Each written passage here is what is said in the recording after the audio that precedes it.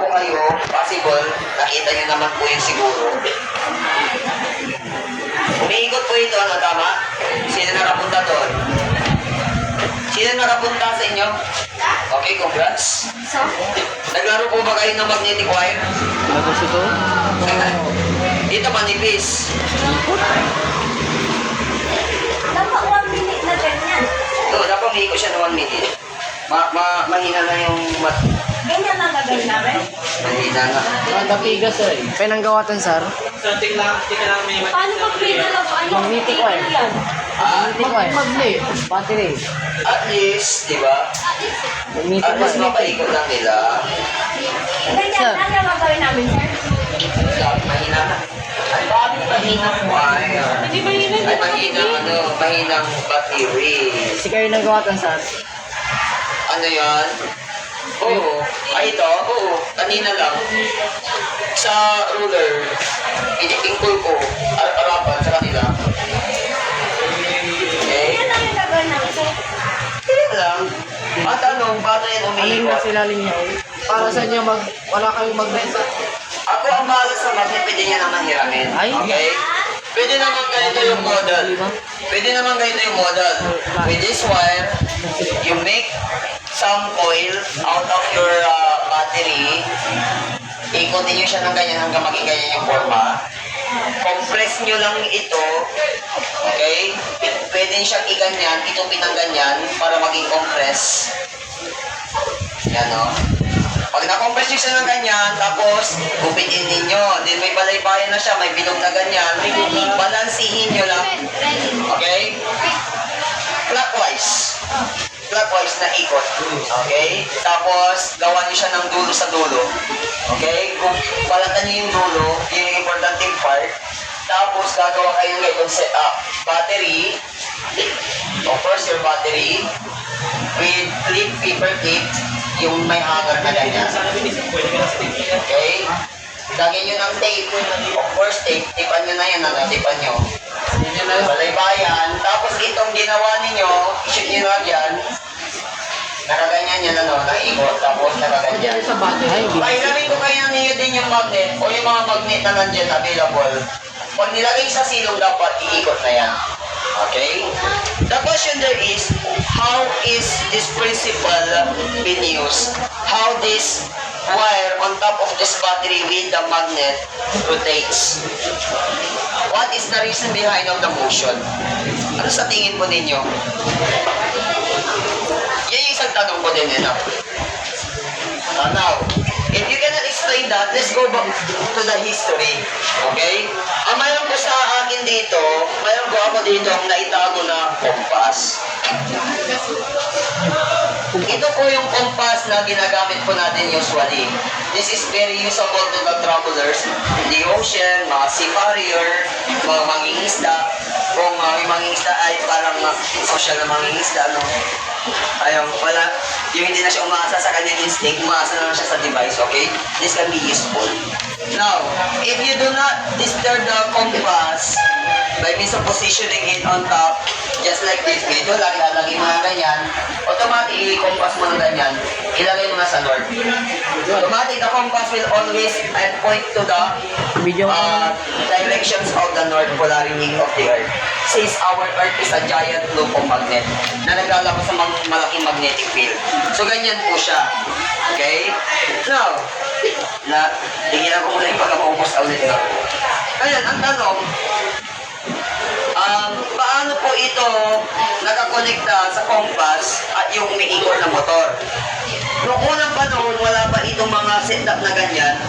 May tao na naghahalang Hans Christian Ørsted, our father. Okay? Father of, hindi ko alam kung electromagnetism, ano.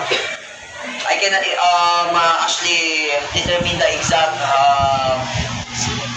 title. Pero dahil siya nakapag-start, siguro siya yung itatitle natin na Father of Electromagnetism. Siya lang naman po nakapag-link ng electricity and magnetism. Okay? Electricity linked to magnetism. Paano? There is a setup na parang wire na ganyan, tapos may voltage cell. Hindi ko alam kung ano eksaktong gustong patunayan niya as a teacher or instructor that time sa Princeton University. But there, he have their students, and in front of that, in the setup, nilapag niya yung kumpas na gaya po nung pinapakita ko po sa inyo. Okay? Tapos pinadaloy niya yung napakatinding current gamit yung kanyang voltage cell na ginawa ni Alexander Volta before. At pag dumadalo, umiinit yung wire, ang napansin niya sa tabi, yung kumpas niya na nilapag niya, nagdi-deflect. Okay? So, ganito na po yung nagdi-deflect.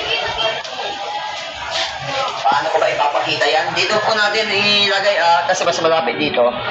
Ang deflection, pag hindi mo gagalawin ang compass, ganyan lang siya, nakatutok lang sa isang direction. Pero, ang nangyari ganito, dinaan yung wire na may current, tapos na ganyan-ganyan na siya. So, anong ibig sabihin po nun? What is the reason behind that? This is an anomaly movement of a compass. Okay?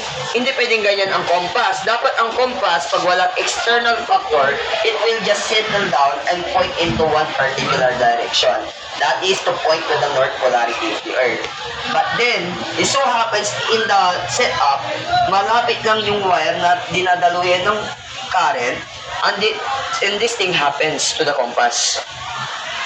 Okay? Nung nandito yung ating compass ay yung setup, ganyan yung nangyari. At nung nawala yung kuryente, bumalik sa dati. So what is the discovery of Hans Christian Ørsted by that time? Ano po sa tingin po natin? Yung Mamaw. May mumu. Okay? Ano sa tingin po ninyo? Kasi galawin nyo, wala kang problema dyan. Discoverin nyo yung compass, baka may tinatago ang remote control dyan. What do you think? Compass is always attracted to the magnetic polarity of the Earth. Yes, correct. That is the concept. We know also that magnets produces magnetic field. Correct. But what is in the wire? Bakit nakaka-apekto sa ating compass? Okay? Bakit naapektuhan? It was been a serendipity. Hindi yun ang gusto ma-discover ni Hans Christian Ørsted, pero yun ang nalaman niya na nagpabago ng lahat ng tapo ng buhay ng tao. It is a very unusual event, but it is one of the door opening or open doors for a new brighter future. So ito na yung panahon natin ngayon dahil sa kanyang na-discover. Ano nga ba ang nandito sa wire na may kuryente? Okay? Sabi nga dyan sa inyong handout, there is production or produce magnetic field surround straight wire. Pag lumali yung current, there is an excited electrons within the wire that produces a discharge of magnetic field. So, ang nangyayari pala, pag mayroon ka ganitong setup, at nilagay mo ito sa positive at nag-attach dito, may dumadali sa negative na conduct of current. So, pag kinuha niya yun, this wire now has the magnetic field due to the current dahil sa battery. So, kung mayroon siya magnetic field na pinuproduce at may magnetic field din ang ating magnet, ano nangyayari doon? They contradict this magnetic field. Each other resist the magnetic field produced by each other. Mas mahina yung magnetic field na pinoproduce ng ating wire. So, ang nangyayari, mas malakas ito nasa baba. It is being pushed by the stronger magnetic field. So, it actually resists the push and it so move around this resistance. So, ayun ang nangyayari, nagkakantay ng motory or rotary motions. So, this is a demonstration of magnetic field resistance. Okay? So, nung dumating na naman po ang 1830, kasi yun ang pagkakadiscovery nun.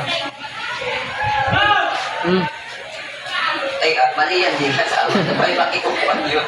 Okay, ito po siya. Okay. Lagi ko na kasi buksan yung ano dami na.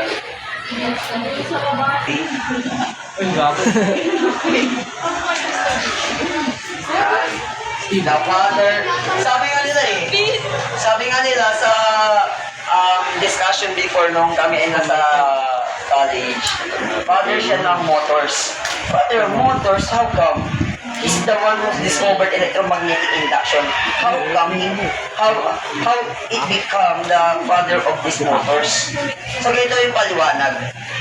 Si Michael Faraday lang naman po yung may curious mind that record the discovery of Hans Christian Ørsted. Hans Christian Ørsted discovered that a wire with a current produce magnetic field. Nakuha. Si Michael Faraday naman, ganito ang kanyang reaksyon. What if you have a wire, you have a magnet, can you revert the production? Can we produce voltage out of magnet and wire? Yes. Di ba yung isa, with the wire and battery, it produce magnetic field na binibigay nito. Paano kung balik na rin natin?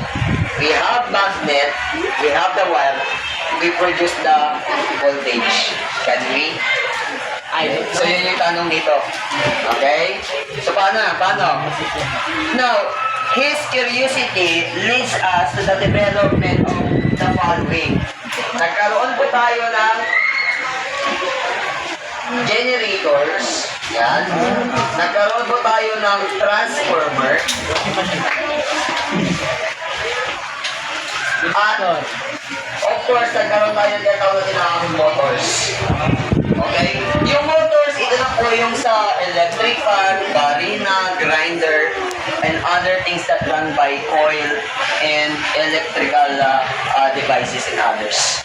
Okay? With rotary motors in the center. Yun po yung naging palit ko na kayong curiosity. Ito po. Di ba pinakita ko sa inyo last time that when you insert the magnet at a very fast rate or slow rate dito sa coil at ito ilalagay mo sa terminal ng isang tester, the tester itself will detect that there is an induce. The meaning of induce is ano ba dito? Induce is produced by means of no physical contact. Okay? So, hindi ito mahawak or nagtatasa kahit anong part ng ating coil. But rather, due to the magnetic field, invincible magnetic field, it pushes invincibly the electrons inside this coil. So, yun yung tumatakbo dito, umiikot palabas ng ating coil. Okay? So, nakakagawa tayo ng iba't ibang uri ng devices out of that. Nagkaroon tayo ng generators, transformers, and motors. Ito yung principle lang. You should have your coil, look around, tapos i-design nyo lang siya na pabilog. Gaya ko ng nakikita ng ganito. Okay? Ang istura niya sa loob ganyan. Coil dito, coil dyan, at coil dyan. At may patatabuhin tayo na motor at may nakapalibot na matitigas na magnet. Yan yung principle. Okay? Now, extended to that, pag isasaybi ko yan, ganyan yung mga coil,